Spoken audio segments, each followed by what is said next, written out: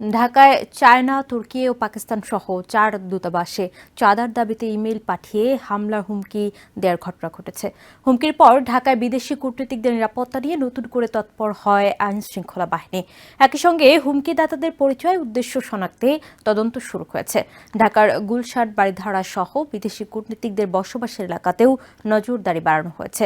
এ ঘটনায় তদন্তে শুরু করেছে পুলিশের counter terrorism and transnational crime unit CTTC.